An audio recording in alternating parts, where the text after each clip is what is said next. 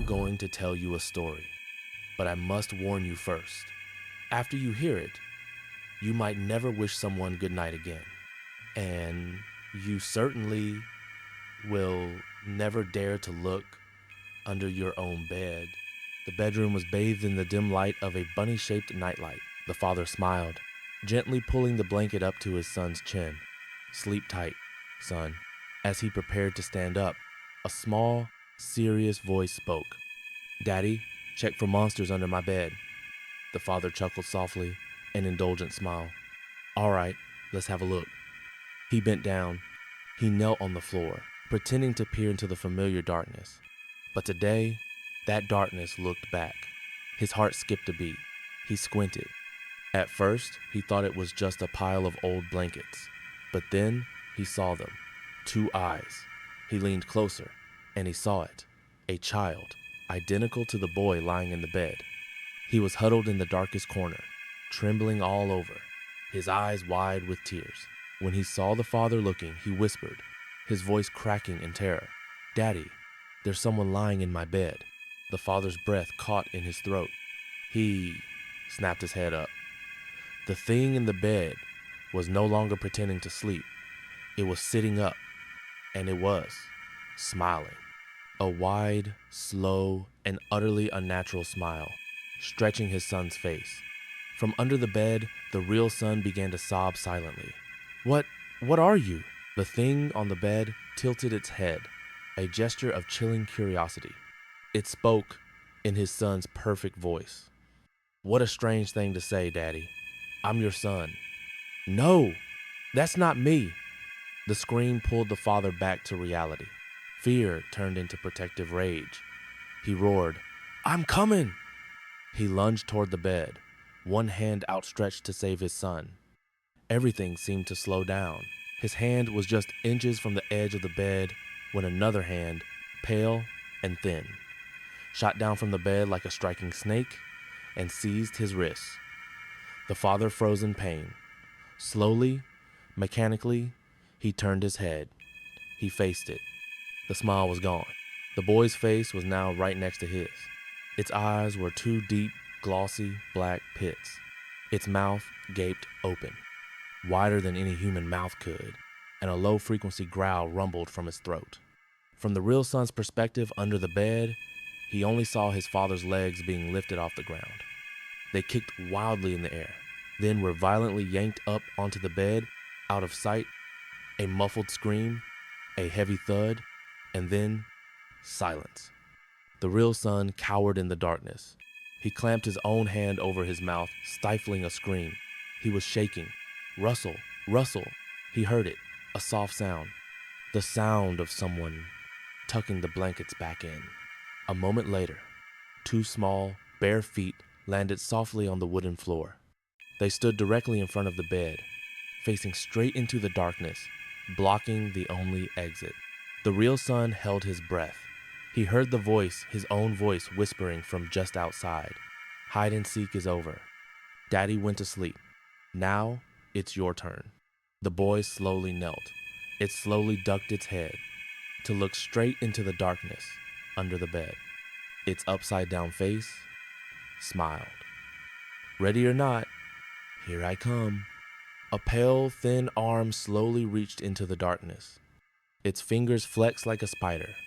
The real son shrank back, his back hitting the wall. Nowhere left to go. The reaching hand suddenly froze.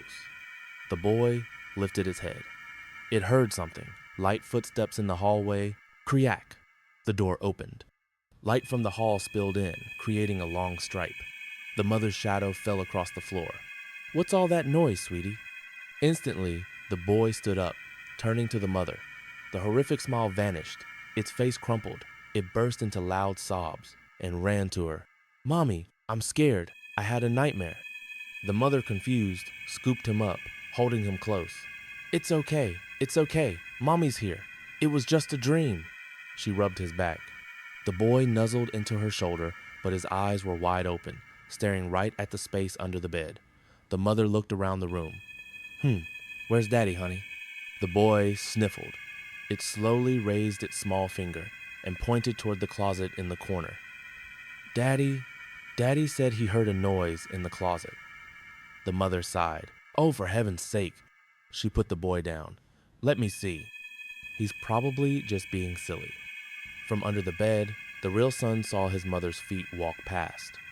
He wanted to scream, to warn her, but terror had choked his throat shut. The mother walked up to the closet. The boy stood behind her, smiling in the shadows. The mother's hand rested on the doorknob. She turned it. Click. The closet door creaked open. The mother's sharp intake of breath echoed in the room. The mother's breath died in her throat. Inside the closet, it wasn't her husband, standing. It was her husband, stuffed. The father was hanging, twisted unnaturally among the clothes. His neck was bent at an impossible angle. But the worst part was his eyes. They were wide open, empty, and staring right at her. No life, nothing. Her mouth opened to scream, but no sound came out. She began to back away, trembling. You, thud. She backed right into something small, standing right behind her. She froze. An icy breath brushed the back of her neck. A whisper came, not in her son's voice, but a dry, ancient sound. Daddy didn't want to play anymore. Pure terror gave her strength. She spun around. She wasn't looking at her son anymore. The thing in front of her had his shape, but it wasn't him.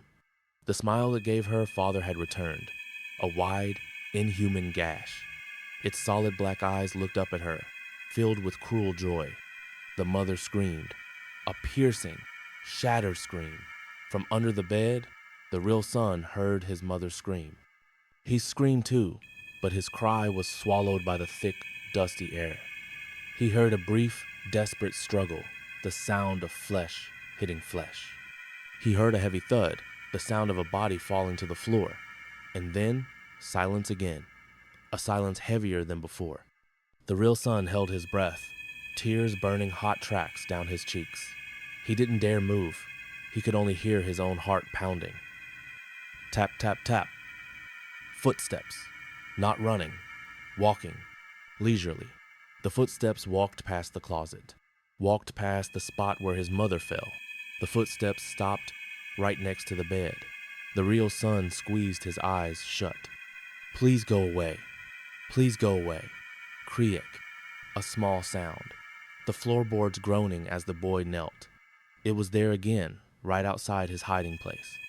The real son slowly opened his eyes. In the dim darkness, he saw a face looking at him, upside down.